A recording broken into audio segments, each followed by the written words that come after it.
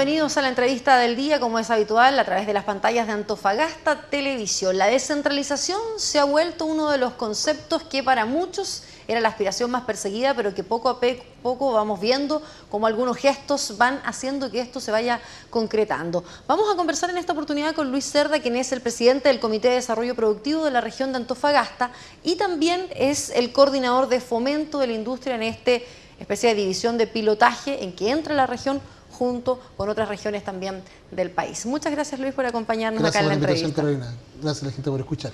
Yo creo que hay que partir justamente por eso. Cuando hablamos de descentralización y las primeras señales que ya se están dando, la región entra justamente junto a otras del país con un cambio de estructuras. ¿Qué es lo que tenemos justamente frente a nosotros con esta comisión, ¿cierto?, de producción en la región de Antofagasta? Lo primero que uno tendría que informar que efectivamente esto es un proceso de pilotaje. Está en el marco de la agenda descentralizadora del gobierno del presidente Michelle Bachelet. Esta agenda cuenta de 4 pilares importantes. Uno que es la reforma a la estructura y el sistema de financiamiento de lo que es la ley orgánica municipal. Entiendo que ya salió el Tribunal Constitucional y por lo tanto estaría pronto de anunciarse eso. Un segundo pilar de la reforma tiene que ver con la elección de los intendentes, que en el proyecto de ley se llama gobernadores regionales. Una tercera reforma tiene que ver con la estructura de ingresos y de cómo se van a financiar estos gobiernos regionales y una cuarta pata está esta cosa que se llama traspaso de competencia, donde como experiencia de pilotaje, como tú bien lo señalabas, tenemos Los Ríos, Antofagasta y Biobío, donde se crea una figura que es esta división, que para efectos políticos es una división, para efectos formales es una coordinación, porque está en proceso de pilotaje, cuyo rol es coordinar, fomentar las políticas de fomento y de economía y de industria en la región. Y en este proceso de descentralización, que es sacarle competencia a Corfo, a Cercoté, se crea este directorio o comité de desarrollo productivo, cuya directora es la Marlene Sánchez, digamos, en conjunto con Catherine León, que es de Cercoté, pero la directora de ese comité es la Marlene. Y arriba, en un órgano más político, representando al gobierno regional, está el intendente, cuyo representante del intendente es quien habla, que es Luis Cerda. Luis, justamente en la práctica, ¿en qué se traduce? Tú hablas, ¿cierto?, de ir pasando competencias que cada uno de estos organismos no tenía, ¿cierto?, hasta ahora, y a eso se le imprime, ¿cierto?, un valor, obviamente, que es capacitar a quienes están en esa gestión. ¿Cómo se ha ido dando ese proceso en estos poco tiempo que llevamos, ¿cierto?, en algunos casos funcionando? En particular hemos visto a lo mejor más concreto lo que ha pasado en Corfo. ¿Cómo se divide estructuralmente esto? Mira, lo primero que hay que decir es que en un régimen como el nuestro, que es un país unitario, que tiene conducta unitaria, el proceso de descentralizar es un proceso absolutamente complejo, ¿no? Todo el mundo habla de que es importante descentralización, pero cuando tiene que entregar espacios de decisiones a otro, no ha sido fácil. En ese contexto, lo que hay que decir es que efectivamente, ¿cómo ha operado esto en los hechos? En los hechos es que se constituyó un comité regional. Dentro de estos tres, que es lo que un poco explicaban, está el Corfo, que lo preside la directora regional de Corfo, está constituido por un consejo ciudadano, consejo ciudadano que lo integran gente de la sociedad civil, representantes del gobierno, representantes del empresariado y representantes de las universidades, que en este comité, que es un órgano operativo, lo preside obviamente el jefe de esta división o de esta coordinación, y discutimos 24 instrumentos que están descentralizados. Esto es tremendamente importante para que la gente lo sepa.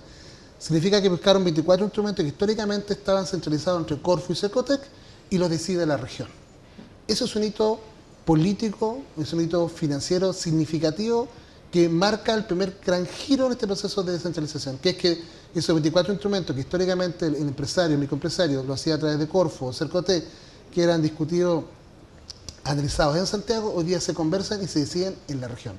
Ese es el primer dato que no es menor, que es significativo. Y este Comité de Desarrollo Productivo lo que ha hecho en estos meses es constituirse, y ya el año pasado aprobamos como 2.000 millones, si no me equivoco, con cifra gruesa en proyecto de fomento, y este año ya lleva un poquito más de 200, 300 millones el comité en ejecución de recursos, digamos.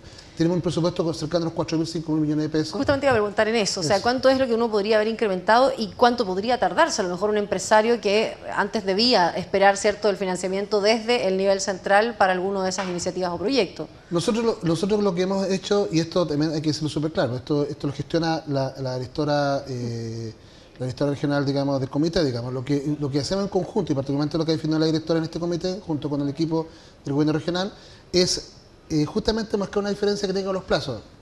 Si antes nos demoramos 90 o 100 días en un proceso de decisión, hoy día lo estamos demorando 60 días. Eso es significativo, porque al final el proceso de ir a Santiago, constituir un comité, se hace acá en Antofagasta. Por lo tanto, el empresario hoy día está ganando, primero, dos cosas significativas.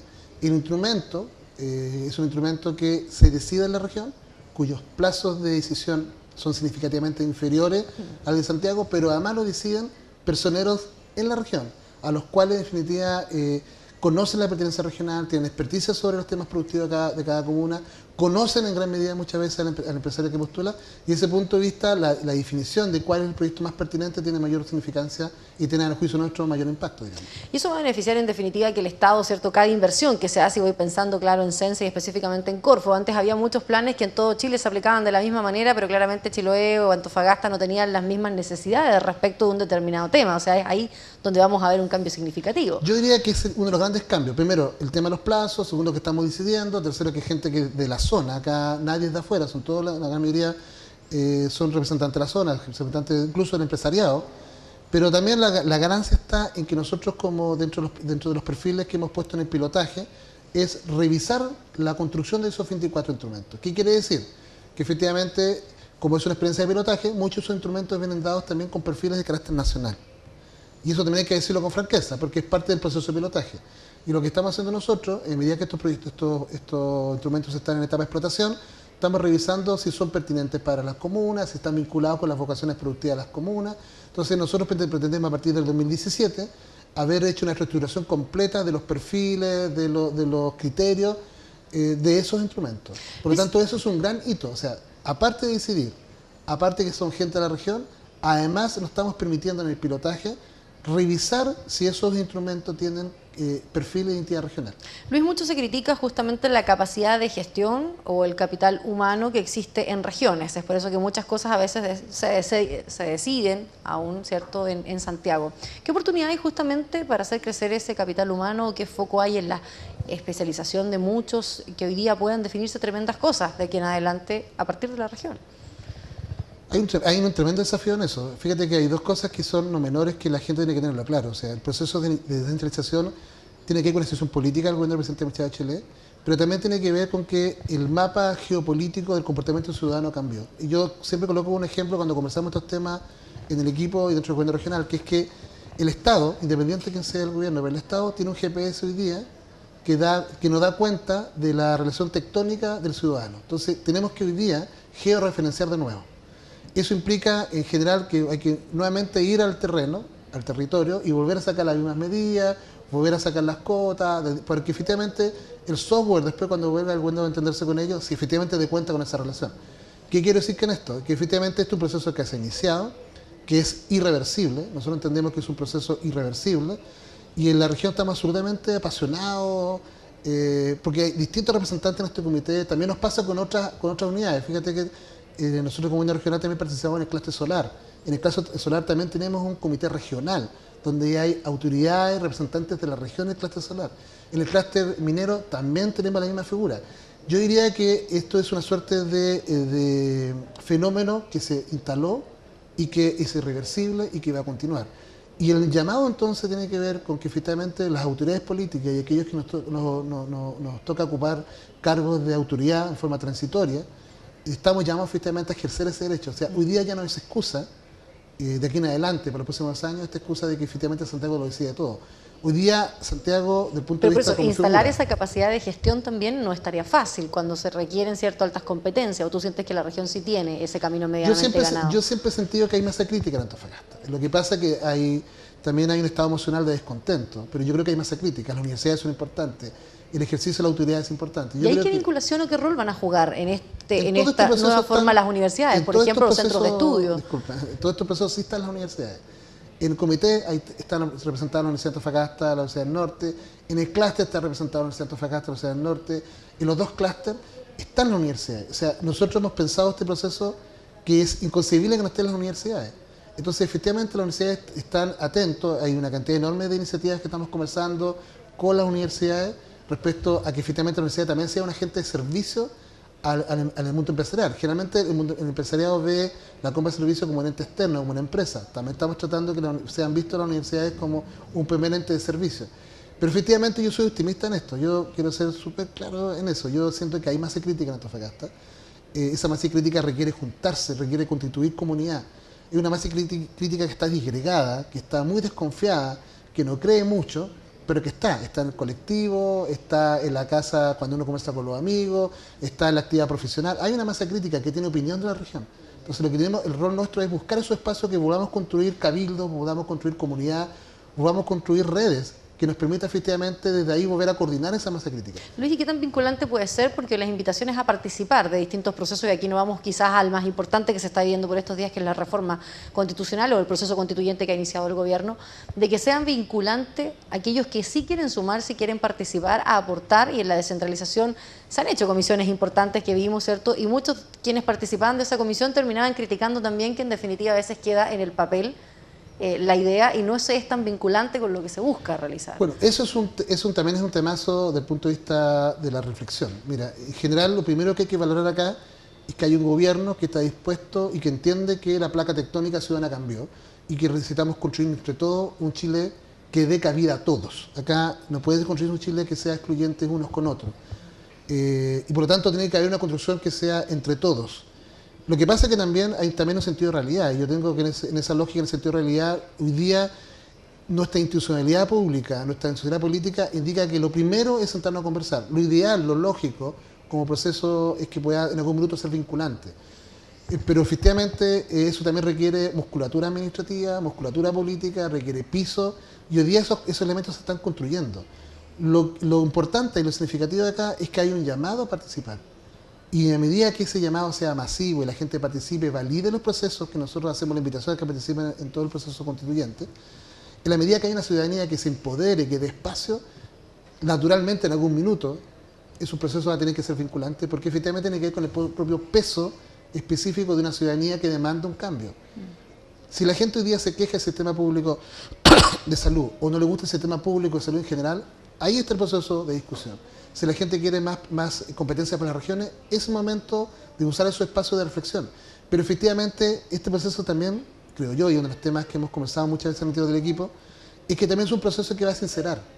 Si efectivamente este malestar, esta suerte de sensación de legitimidad del sistema político, efectivamente cuál es el peso específico al minuto de sincerar, efectivamente si hay una ciudadanía que es capaz de pasar de la primera derivada, que es descontento, a una segunda derivada que es copar el espacio, participar y hacer exigible un cambio significativo.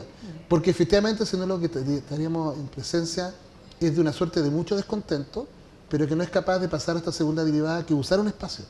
Yo la invitación que hago... Yo preguntaba justamente porque se han hecho las invitaciones a participar, pero finalmente el resultado de esa participación que el ciudadano ha puesto al servicio, ¿cierto?, de la autoridad o de los legisladores que en algunos casos han decidido, ¿verdad?, no siempre se ve reflejado. Y aquí vamos a otro tema. El intendente y la elección directa de este era un paso para muchos de descentralización, pero finalmente las competencias que este va a tener o parte de esa billetera fiscal todavía no se avanza. Entonces quienes son más críticos con ese proceso dicen que en definitiva no tenemos a lo mejor cómo se ha esperado que concluya o termine un proceso en el que los ciudadanos han participado. Bueno, hoy día se está discutiendo en el Congreso, está en el Senado ese proyecto de ley.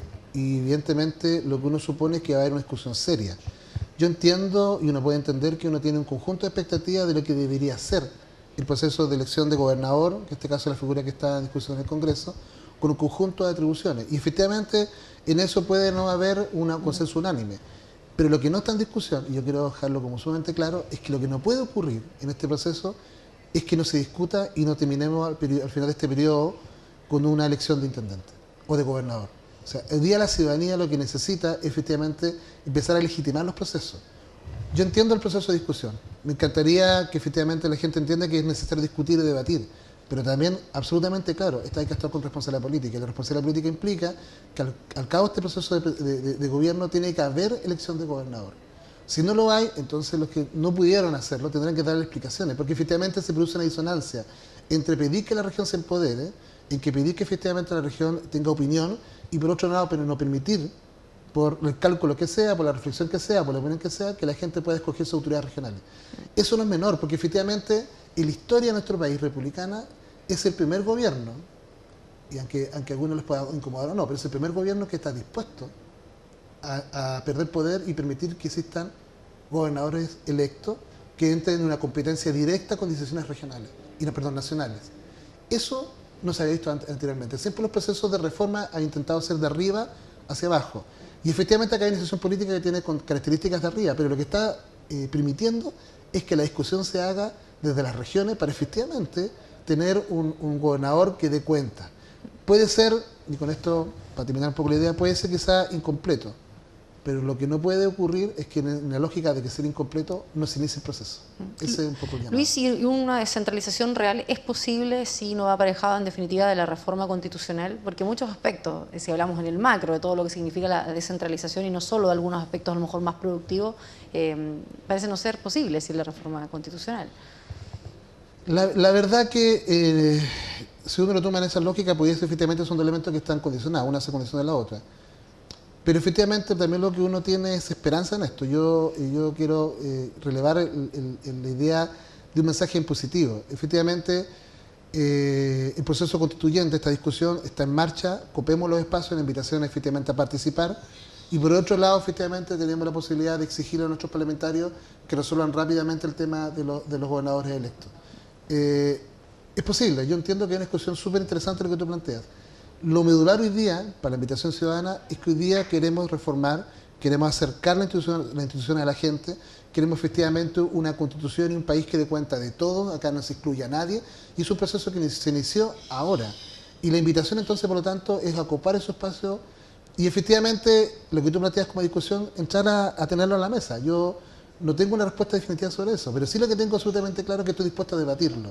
Y la invitación es que los que estén dispuestos a debatirlo lo hagamos. En la medida que vayamos más personas involucradas, legitimamos el proceso, pero además nos permite construir y soñar el Chile que queremos. Porque efectivamente eso está en lo que está en la mesa, es qué Chile queremos, en definitiva, hoy para mí, para mis hijos y para lo que viene.